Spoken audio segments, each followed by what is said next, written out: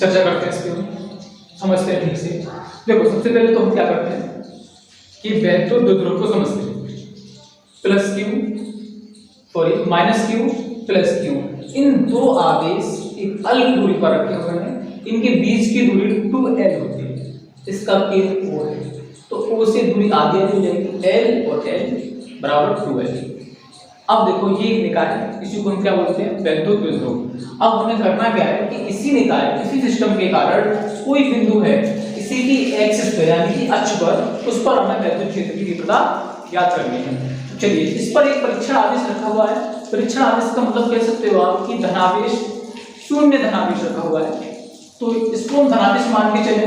तो यहाँ देखिए प्लस क्यू, Q1 के कारण इस पर जो तीव्रता होगी वो कैसी होगी कि ये इसको अपनी ओर रिपेल करेगा, यानी कि प्लस क्यू के कारण ये धक्का लगाने का प्रयास करेगा, तो इसकी डायरेक्शन इधर हो जाएगी, तो हमने इसको E1 ले लिया।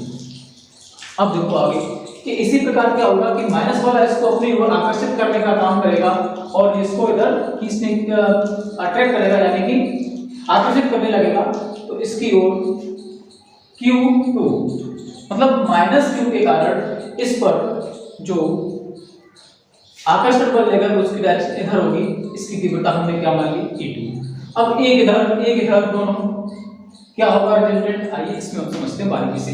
तो सबसे पहले प्लस क्यू के कारण निकालते हैं यानी कि E1, फिर माइनस क्यू के कारण निकालते हैं E2, फिर दोनों का रिजल्टेंट माइनस ही होगा। मान लीजिए दो बल लगे हुए हैं, जो ज्यादा होगा वो प्रभावी होगा, ठीक है। आइए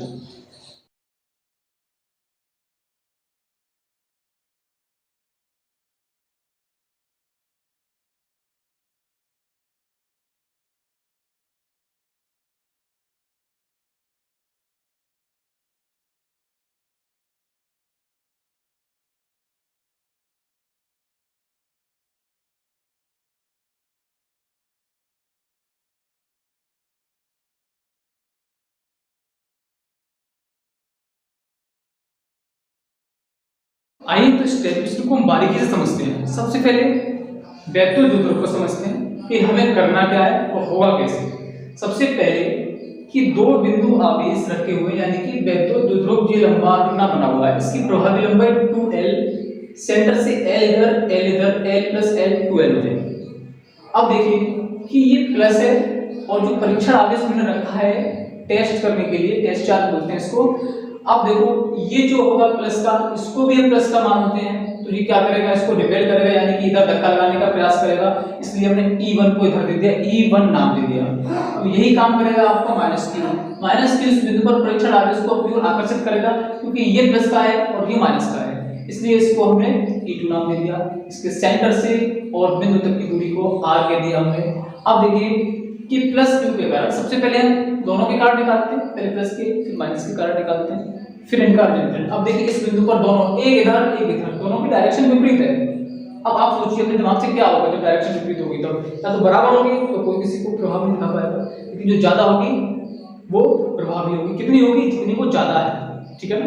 अब क्या करना पड़ेगा हमें कि E1 जो है हमारे पास है तो ज्यादा पड़ेगी, इसलिए क्योंकि इसकी दूरी कम है और प्रभाव कम होता है कम दूरी पर, ज्यादा दूरी पर प्रभाव कम हो जाता है। सॉरी माफ कीजिएगा कि प्रभाव दूरी अगर आपके नजदीक है तो प्रभाव ज्यादा दिखाई देगा, अगर दूर है तो उसका प्रभाव कम होगा। क्योंकि वैसे भी आप कह सकते हैं यहाँ पे R का डिवाइड होना है, तो ये दूरी R जैसे जैसे घटेगी वैसे वैसे E का मान बढ़ेगा, तो यहाँ दूरी कम R का मान E का मान ज्यादा। तो प्लस क्यू के कारण बिंदु P पर तीव्रता, प्लस क्यू के कारण कौन सी हमारी E1 इधर, E1 कैसे होगी 1/4 पाई f(n)।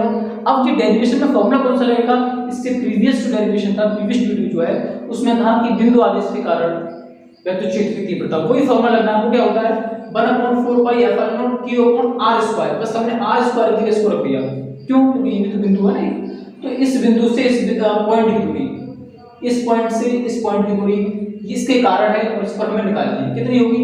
यहाँ तक की जब आ रहे हैं चाहिए कहाँ तक की? यहाँ तक की, तो ये वाली R को माइनस करना पड़ेगा, इसलिए हमको माइनस कर दिया। अब यही काम इधर करना है, इस पर माइनस करना था, दूरी में कहा कि चलिए यहाँ से चाहिए और यहाँ तक की दूरी को, इसलिए हमें प्लस करना पड़ेगा। कौन सा वाला? प्लस R में n को प्लस कर दोगे तो यहाँ तक की दूरी पूरी निकल के आ जाएगी। तो बस यही काम हमने कर दिया यहाँ। अब क्या करना है कि वही बताया मैंने अभी जो E1 जाता है तो P पर परिणाम की तीव्रता क्या होगी, E बराबर E1 माइनस E2। अब E1 की जगह E1 का मान, E2 की जगह E2 का मान, ठीक है। 1/4 पाई F0 और Q ये कॉमन आ रहा था, मैंने इसको कॉमन ले लिया। अब बचा क्या, ये वाली चीज बची। देखो ये कॉमन चला गया, इतनी चीज, देखो यहाँ से इतनी चीज कॉमन चलेगी तो 1/r माइनस एल और यहाँ 1/r प्लस एल, ये चीज बच गई। इसका हमने एलसीएम ले लिया, फिर इसको सॉल्व करते हैं जैसे कॉमनली फ्रैक्शन या डिग्री को सॉल्व करते हैं उसी तरीके से हमें इसको सॉल्व करना है। सबसे पहले r माइनस एल का यहाँ डिवाइड कर दिया, कैंसिल हो जाएगी, ये बचेगी इसका ऊपर मल्टीप्लाई, मैंने इसको ऐसे इसका डिवाइड किया, ये कैंसिल, ये बचेगी ऊपर। ठीक है, मेरी बात को और नहीं समझ पा रहे तो जैसे कॉमन बिल सॉल्व करते हैं आप, कुछ तरीके सॉल्व करना है आपको। अब कॉमन पार्ट चलता जा रहा है यहाँ, इसको हम होल स्क्वायर कर देते हैं। अब r minus L r plus L का स्क्वायर करेंगे तो r माइनस एल का square, r square minus L square का होल स्क्वायर और ऊपर वाले का a प्लस b का होल स्क्वायर से खोल देंगे हम, a square plus b square plus 2ab वाला फॉर्मूला लग रहा है यहाँ पर, इसको खोल दिया। अब इसी तरीके से इसको खोल देंगे हम, फिर सेकंड स्टेप में क्या करोगे, माइनस का अंदर मल्टीप्लाई कर दो, मल्टीप्लाई कर दिया, ये चीज बची, ठीक है ना। अब देखो जो कॉमन प्लस r प्लस की थी, ये माइनस की थी, इनको कैंसिल कर दिया, ये माइनस ये प्लस बचे क्या, 2rl, क्या बचा 2rl और 2rl माने 4rl। लेकिन वैद्युत द्विध्रुव आवेश का फॉर्मूला क्या होता है कि P बराबर 2ql, तो यहाँ से 2 को हम बाहर लिख सकते हैं, कैसे लिखोगे आप, 2 × 2 r l और q, ठीक है ना। तो देखिए ऐसे नहीं करना, इसको ऐसे नहीं करना है, करना क्या आपको कि 2 और 2 l और q ये वाला, देखिए भाई कैसे बनेगा, चलो आप डायरेक्ट समझ लीजिए इसे कि 2ql बराबर p होता है, तो यहाँ से 2 निकाला हमने, 2 बचा और ql बराबर p, तो हमने p रख दिया r। अब क्या करना है कि जो l है ना बहुत छोटी है कंपेरिजन टू किसके, बिंदु हमारा बहुत दूर है, तो l हमारी बहुत छोटी है, तो हम यहाँ पे कह सकते हो कि l बराबर आपकी 0 हो सकती है, इसको 0 रख सकते हैं, तो l की जगह हम 0 रख दिया r। अब देखिए स्क्वायर बचा हुआ है, यहाँ कंपेयर होगा आपको कि r पावर के ऊपर पावर होती है तो मल्टीप्लाई हो जाता है, 2 की पावर 3 कितनी हो गई 4। अब देखिए 4 होनी चाहिए थी यहाँ, फिर एक r ऊपर थी, उससे ये कैंसिल आपकी r3। आई होप आपको ये डेरिवेशन समझ में आया होगा। ठीक है, मिलते हैं आपको नेक्स्ट वीडियो में, थैंक यू।